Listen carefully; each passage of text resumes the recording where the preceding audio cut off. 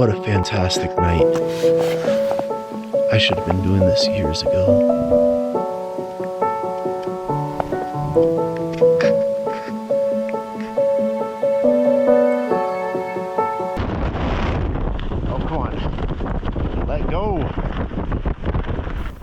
Winter camping brings so many new challenges, and while most people are fine with some hardships, they typically do want a measure of comfort and safety, even while high in the mountains. Well, 3 down counting that one, 17 to go. It is a constant balance of how much is too much. How much stuff is too much if just brought along for comfort, and how much adventure compromises your safety. I wanted to answer that question for myself, so I headed up to the hike country.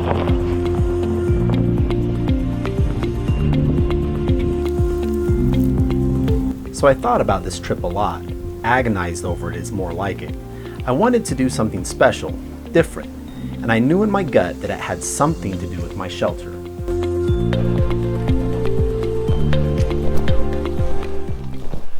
I've stumbled upon many different primitive shelters in my explorations that were left behind by other intrepid explorers, like this amazing igloo that I found in Rocky Mountain National Park, or this wickiup I found in the Comanche Peak Wilderness. Of course, for me, the most obvious answer would be to use a tent, like I did here on Stormy Peaks.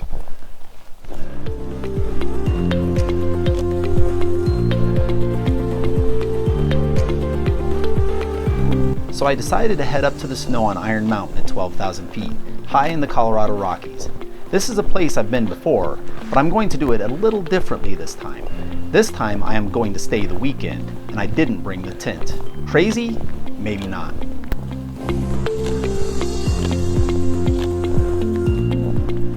I think I'm going to get the best of both worlds, more comfort and more adventure. I hope to achieve that by living in a snow cave, and I'm looking forward to bringing you along with me. So right there is Iron Mountain, and I see some huge snow drifts right there on the lee of that ridge, and I think that's where I'm going to be able to find enough snow to dig a bomb-proof snow cave and spend the next couple of nights there. So when I planned this snow caving trip, the first thing I had to do was think of a location and a time. So I chose April, when we would have the most snow here, the end of the season snow, and the temperatures maybe wouldn't be so cold. And then the place I chose was Iron Mountain, because it's got these broad ridges, these humps that just kind of lead up. And let's see, the summit of Iron Mountain is just past those rocks there. So this is a north-south ridge, and the wind blows from the west, so it dumps all the snow here on the east side of the mountain. In my research, I ran across fellow YouTuber Where Kent Went, and he has a great video that describes this type of terrain. Essentially what happens here is snow is blown over the crest of this hill and deposited on one side. The result is extremely deep snow that layers together and hardens. If you can find a spot like this, you'll be in good shape. And so along there where you can see those little, they're not really cornices, but those ridges of where the snow was dumped, right here might also be another good prospect. Instead of my typical winter wind jacket, I brought a rain jacket, which is going to be completely waterproof. So when I get deep inside my snow cave and I'm digging, snow is going to be falling all around me. I got waterproof pants, waterproof top, waterproof gloves, completely waterproof gloves, some knee pads, and of course my shovel. A word of caution is that it's incredibly important that you don't sleep in your snow cave immediately after you dig it. You are going to get completely soaked from crawling around in the snow all day. Thank you for the word of warning, Kent. Unfortunately for me, I didn't really listen. I knew I was going to get wet and cold and frozen. I knew I would get thirsty and hungry. I knew that it was going to take a long time. I knew it was going to be tough. I had no idea. There are a lot of different tools that you can use to dig a snow cave successfully. Kent's team went low-tech here by using a variety of standard shovels and a dog.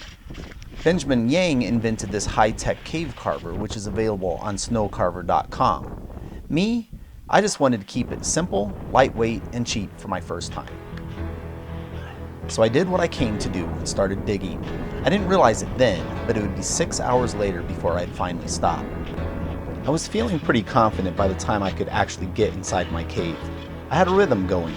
I used perfect blocks of snow to bolster my entryway a bit. I was cold, but I was feeling good.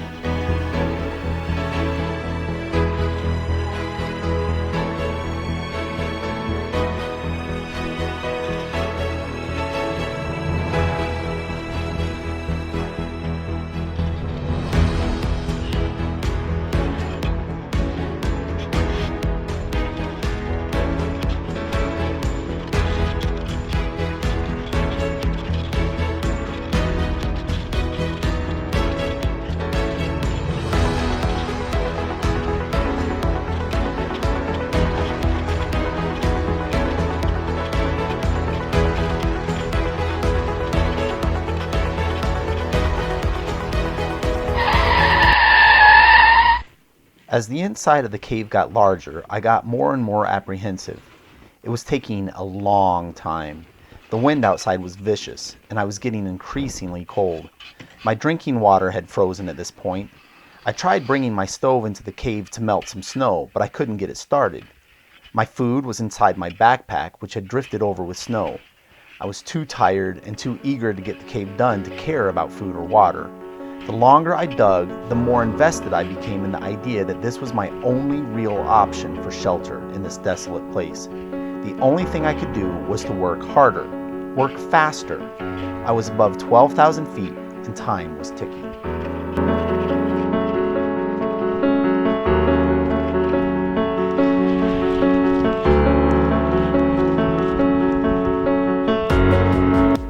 It was about this time when I fully realized why it was taking me so long. I couldn't keep my entry tunnel open. Between the snow I was throwing out and the wind blowing the snow in, I felt like I was being buried alive. At one point, I sat and watched as 2 inches of snow accumulated in my entry tunnel in about 1 minute. Even though I couldn't keep up with it, I just kept plugging away, stacking up snow blocks as if building my own icy crypt. Something had to give.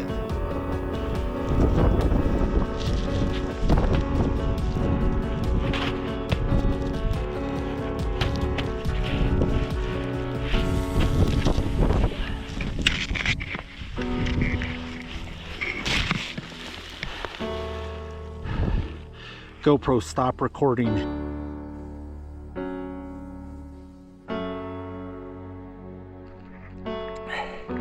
Well, I've been working on this snow cave now for about 5 hours and I'm freezing right now, but I think this snow cave actually is pretty good. I'm not done with it, but I have to tell you, I'm actually planning on abandoning this snow cave. It's about 6:30. About every 15 minutes, I have to dig out the entry because the wind outside is so bad. It just keeps. I'm on the lee, and which is why there's so much snow here. The snow just dumps, and it's just filling up my hole. Every 15 minutes I have to re-dig it out, and I'm just not going to make it through the night. I'll show you what I'm talking about here in just a minute.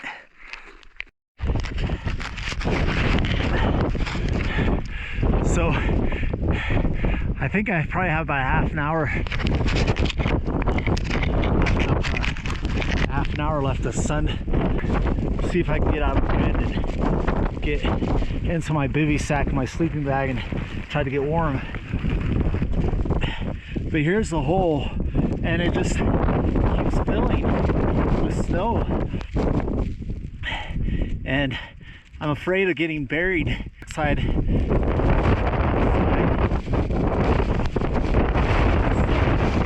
Oh, I am freezing. I'm gonna load up the snow and start hiking out.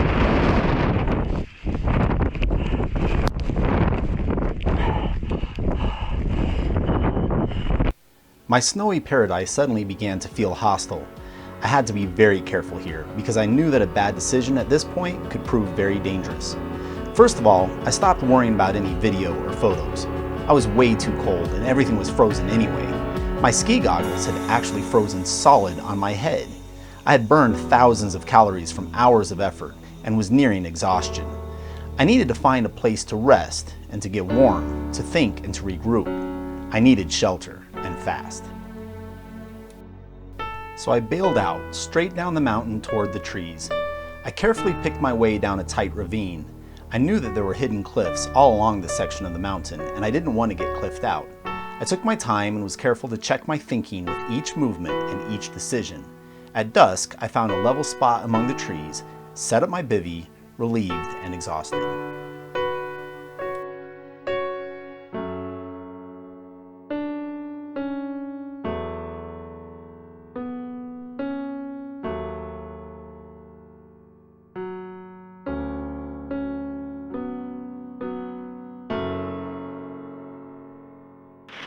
So this is where I spent the night instead of in my snow cave that I spent 6 hours digging yesterday. I was just absolutely dying and kind of freaking out because I didn't want to have to spend all night digging myself out. But one thing I did learn is don't dig a snow cave in a place where the snow is there because the wind is crazy depositing there. The lee side of a snow slope like that, there's a reason why the snow piles up so thick. And yes, I had a lot of snow, but it also just kept piling up. It was crazy how fast. So anyway, it was comfortable here, and I felt a lot safer last night than I would have inside that snow cave. So I'll probably try again sometime. But meanwhile, I think my adventure for this weekend is over, and I'm gonna be heading home.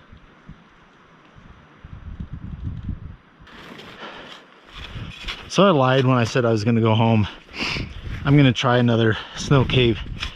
This one won't potentially be as big, but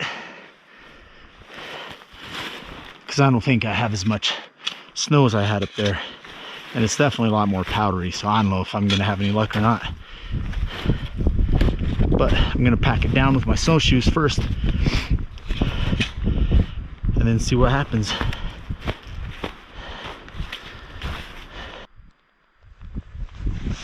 This time I didn't have the wind undoing everything that I was doing, so I was able to do it right. Nice broad entryway to a head wall, then tunnel in by carving out perfect blocks.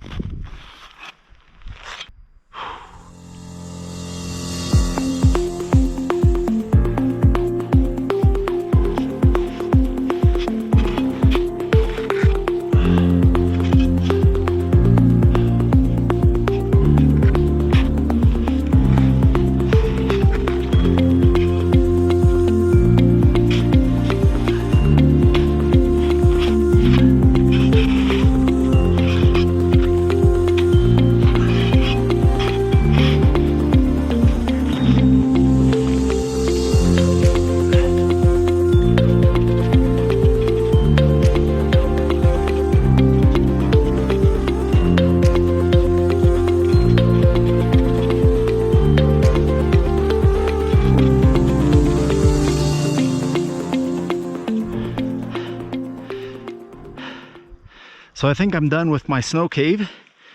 I'm not really sure what time it is. I think it took me about 4 hours to dig. But let me show you where we're at. I got a little wall here and a little wall here, and then a cold sink. So cold air, as it comes in, will stay trapped down here, and then my body heat and hopefully some candles and so forth will keep it nice and toasty up here. But that's the full length I've got. I can touch my feet on one end and touch my arms stretched out on the other end, and it's plenty wide. So yay, I'll be sleeping in here tonight.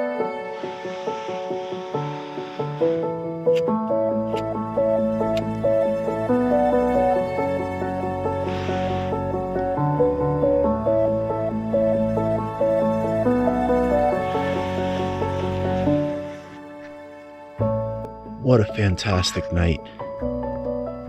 I should have been doing this years ago.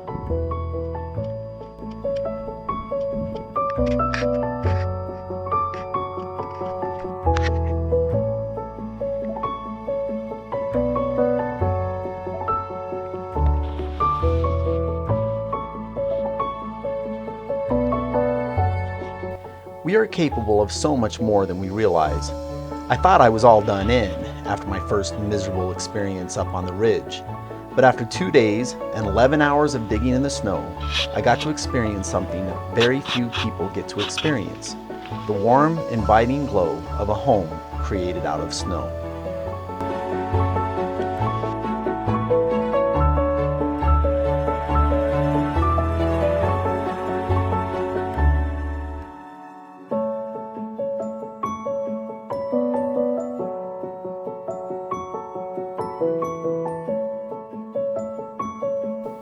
This was my first time digging a real snow cave.